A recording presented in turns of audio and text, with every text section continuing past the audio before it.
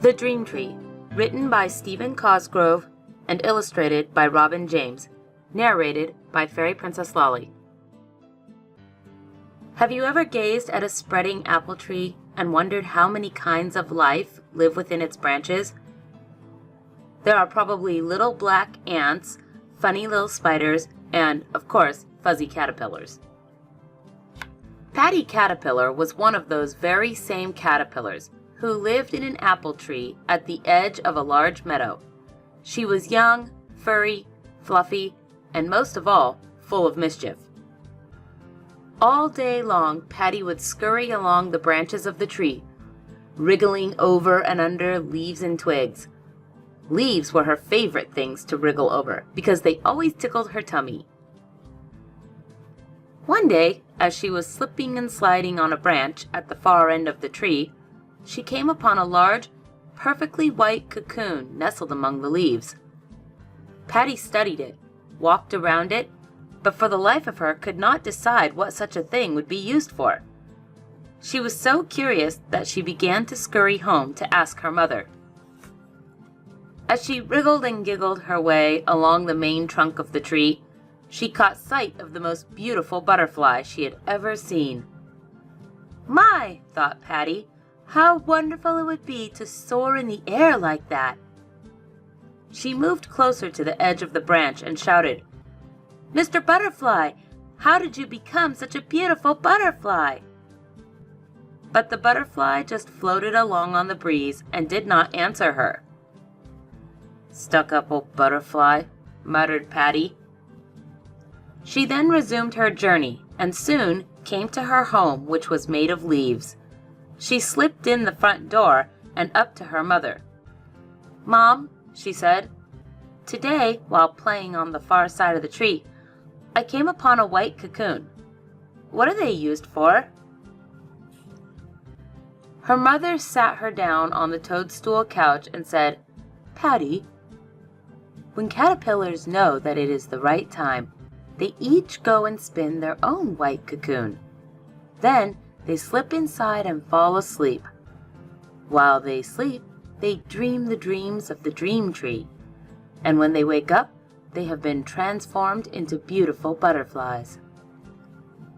Patti scrunched up her nose and wiggled her antenna.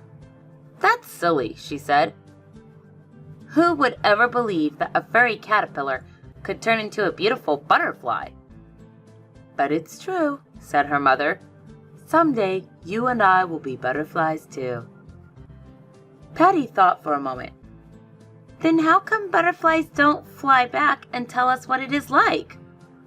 Her mother just smiled and said, "Someday you'll know, Patti. Someday you'll know." Patti jumped down from the couch and scampered outside. "I think I'll find a butterfly and ask him what it's like," she said. And with that thought in mind, she headed for the branches nearest the outside of the tree. She waited and waited, and finally a large butterfly fluttered by. "Ahem!" she said. "Mr. Butterfly, can you tell me exactly what it feels like to be a butterfly?" The butterfly gazed at Patti and then smiled. Then, with a flip of his wings, he caught a passing breeze and floated majestically up and away. "Mr. Butterfly," she shouted, "why won't you tell me?" The butterfly from high above said, just in a whisper like the breeze, "Someday you'll know, someday you'll know." "Oh, darn," Patti said. "Nobody will tell me." She turned and wandered over to her favorite twig and curled up. She thought and thought, trying to understand why nobody could tell her what it felt like to be a butterfly. "I know what I'll do," she said. "When I turn into a butterfly, I'll come back and I'll tell all my caterpillar friends what it's like." Then, contented that she had solved the problem, she closed her eyes and fell asleep in the warm spring sun. For months thereafter, Patti frolicked and played in the tree, but she always kept in mind her promise to herself that when the time came to become a butterfly, she would come back. Then one day, as Patti was skittering along a branch, she suddenly stopped and her antenna began to quiver. "It's time," she thought, "for me to go and build my cocoon." She went to the farthest leaf on the farthest branch and spun herself into her cocoon. When she was done, she fell into a long sleep and dreamed the dreams of the dream tree. After many days of resting, she gently woke up and forced her way out of the cocoon. She felt different all over, and she knew that she was now a butterfly. Patti slowly opened her wings and felt the soft summer breeze begin to lift her quietly into the air and away from the tree. "Oh, I should go back and tell the others how it feels," she said. "But it feels so wonderful to float in the warm wind." She began to drift up and away, enjoying every motion of her wings. As she floated upwards, she could see a small caterpillar far below and heard him shout, "What does it feel like to be a butterfly?" Patti knew what her answer had to be.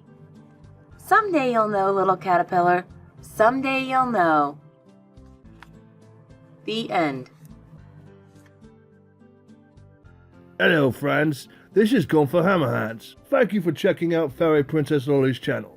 If you enjoyed this video, please hit the like and subscribe button. Use your troll hammer to ring that little bell icon to get notifications when she posts future videos. And if you'd like to support these magical creations, fly over to our Patreon and join the fairy family. Safe travels!